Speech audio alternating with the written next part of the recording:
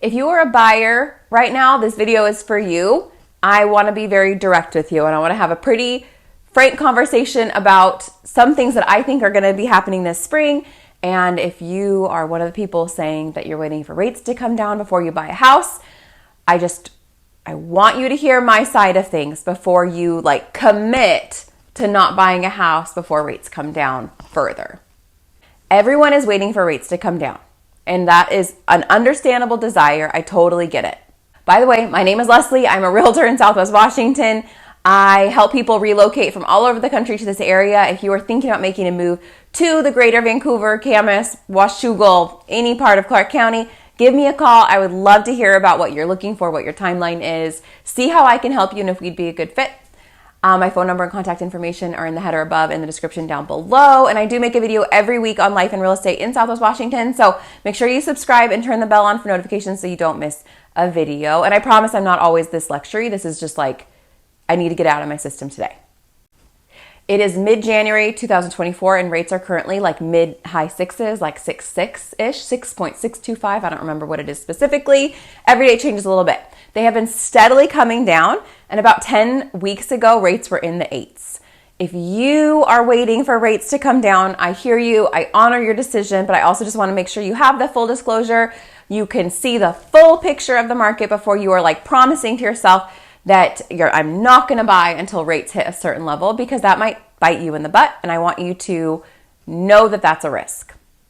When rates were really low, there were no listings in Clark County below $400,000, none. Even when was that? Last spring, I had a buyer wanting to buy a house in Clark County area, and her budget was $450,000, and we were looking up in St. Helens, on top of a mountain, off-grid properties. So I want you to know that rates being high has served buyers well in a couple of ways. First of all, home prices are coming back down into a reasonable level.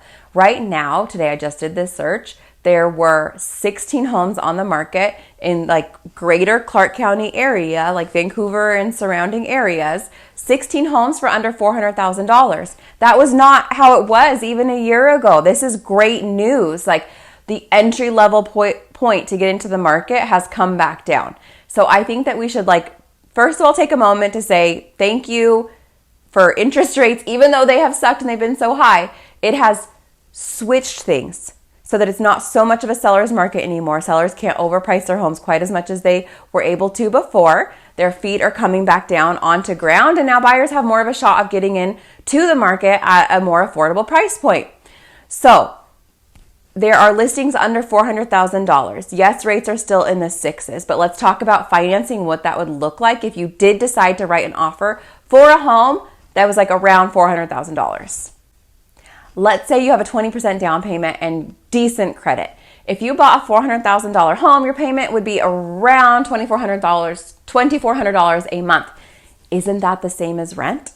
So if you're renting, we should be talking about this. So let's say the home has been sitting on the market and a month. So we know that other buyers are not knocking down the door to buy this house. So we decided we're going to ask the seller for a closing cost credit. If we ask the seller to kick in 2% of the purchase price, or $8,000, to help buy down your rate, that would buy down your rate by roughly 0.5%, and it would drop your payment by another $100 a month. Personally, I would probably just take that $8,000 and put it towards my loan origination fee and closing costs, so I have to bring less to the closing table and keep some cash in my pocket as reserves or emergency fund, or buy furniture for my new house.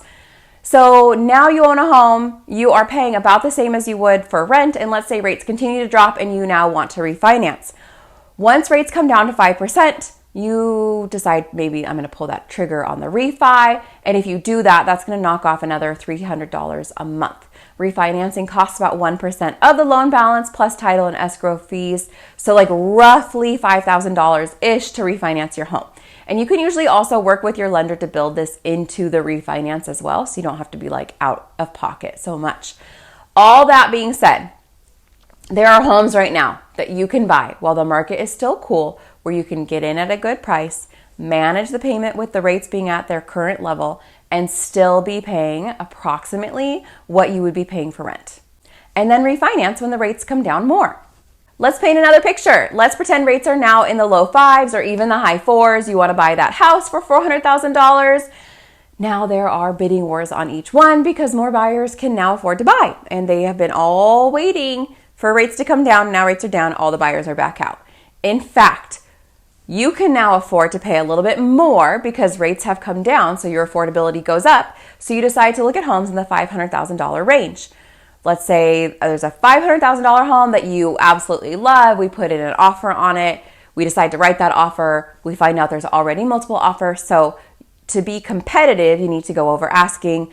Let's just pretend instead of writing that offer for list price $500,000, or we could have written that for less if we were still in like more of the buyer's market like we are right now.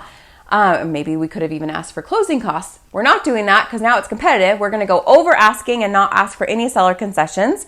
So let's say we write that offer for $30,000 over asking, and the listing agent also wants me to write an appraisal gap clause for that difference. So if this house that was listed at $500,000 does not appraise for $530,000, you are now taking part of your down payment and using it to pay the difference to the seller. Instead of putting down $100,000 or 20% of the purchase price, you are now putting down $70,000 towards your down payment, and the other $30,000 is just going straight to the seller in the case of a low appraisal, because banks are not going to lend you more than the home's value is appraised. So now you are falling below that 20% down payment benchmark, and you have to pay PMI or private mortgage insurance. So that is going to add a couple $100 to your payment every month. That's another bummer. Your payment is now $3,000 a month at 5% interest. That doesn't sound better to me. And honestly, it's probably going to be the same quality house because all of the prices are going to come up. And when the buyers come out, supply and demand, prices will come back up. So are you guys following me? There are some serious risks that come along with waiting for rates to drop, including home prices escalating and increased competition from other buyers. I am being honest with you when I say this. I talk to dozens of people every day about the real estate market. 90% of the buyers that I talk to are waiting for rates to come down before they get serious. If that is you, I am talking to you right now, and I'm being very frank with you. Waiting could really bite you in the butt. My advice, and take this for what it's worth, you get to make your own decisions. My advice is just get pre-approved now. Let's get you in touch with a lender now. Start shopping for a home right now. And if the stars align and we find a house for you that you like and we can get you into that house before spring selling season comes, let's do it. If we don't find anything worthwhile and you end up waiting until spring or summer before writing offers, that's fine too. I'm just saying let's try to get you into a house ahead of the curve when all the other buyers come out and rates are lower and then home prices go back up. So maybe this is my being a realtor during COVID PTSD speaking.